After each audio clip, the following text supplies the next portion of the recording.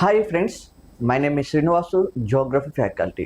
ఈరోజు మన భారతదేశంలో భూ పరివేష్టిత రాష్ట్రాలు ఏంటి అనేటువంటి టాపిక్ను మనం తెలుసుకునేటువంటి ప్రయత్నం చేద్దాం. ఓకే, చూడండి, ఇక్కడ యాక్చువల్ తీసుకుంటే ఇండియా అనేది వాస్తవంగా 8 కేంద్రపాలిత ప్రాంతాలు మరియు 28 రాష్ట్రాలతో ఏర్పడిన దేశం మన భారతదేశం.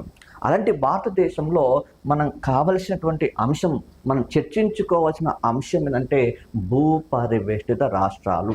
మరి ఏంటేమో భూ పరివేష్టిత రాష్ట్రాలు అంటే, చూడమ్మా, భూ పరివేష్టిత రాష్ట్రాలు అంటే ఇతర దేశాల సరిహద్దు లేకుండా, సో సముద్ర తీరం సరిహద్దు లేని రాష్ట్రాలు ఏవైతున్నాయో వాటిని భూ పరివేష్టిత రాష్ట్రాలు అంటారు. ఓకే, సో మరోసారి గమనించండి. సో భూ పరివేష్టిత రాష్ట్రాలు అంటే దీని ఇంగ్లీష్లో ల్యాండ్ లాక్డ్ స్టేట్స్ అని చెప్తాం ఇక్కడ.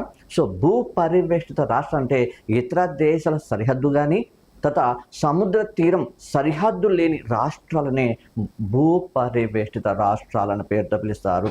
అయితే ఇందులో మొత్తం ఎన్ని రాష్ట్రాలకు భూ పరివేష్టిత ఉంటుంది అంటే కేవలం 5 రాష్ట్రాలకు మాత్రమే భూ పరివేష్టిత ఉంటుంది.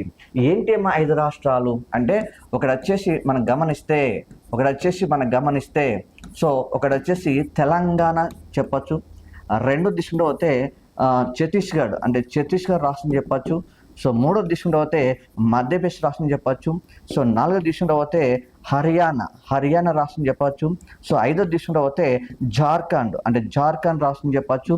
వీటిని మాత్రమే మనం భూ పరివేష్టిత రాష్ట్రాల కింద చెప్పడం జరుగుతుంది ఇక్కడ. సో దీనిలో ఒకసారి డయాగ్రామ్ చూడడం ఇక్కడ చూడమా, ఏందో ఇది మధ్యప్రదేశ్ చెప్పచ్చు, ఇది పక్కకే ఛత్తీస్గఢ్ రాష్ట్రం ఉంటుంది, ఆ పక్కకే ఇది తెలంగాణ రాష్ట్రం ఉంటుంది, దీని పక్క ఏతుందో ఇది జార్ఖండ్ రాష్ట్రం చెప్పచ్చు, ఇదేతుందో హర్యానా రాష్ట్రం చెప్పచ్చు. వీటిని మాత్రమే మనం ల్యాండ్ లాక్డ్ స్టేట్స్ కింద మాత్రమే చెప్పడం జరుగుతుంది. అయితే ఈ ల్యాండ్ లాక్డ్ స్టేట్స్లో మనం గమనిస్తే, అధ్యయనం చేసినట్టయితే దీనిలో అతిపెద్ద భూ పరివేష్టిత రాష్ట్రం అంటే మధ్యప్రదేశ్ రాష్ట్రం చెప్పచ్చు ఇక్కడ.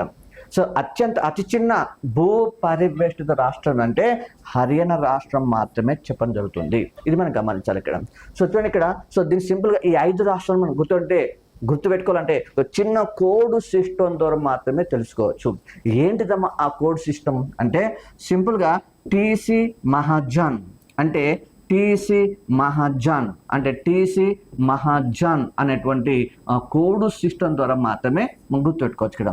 సో టీ అంటే తెలంగాణ చెప్పచ్చు, ఇక సి అంటే ఛత్తీస్గఢ్ చెప్పచ్చు, ఇక మా అంటే మధ్యప్రదేశ్ రాష్ట్రం చెప్పచ్చు, హ అంటే హర్యానా చెప్పచ్చు, జన్ అంటే జార్ఖండ్ రాష్ట్రం చెప్పచ్చు. ఈ రకంగా మనం గుర్తుపెట్టుకోవాలి ఇక్కడ. Okay, thank you.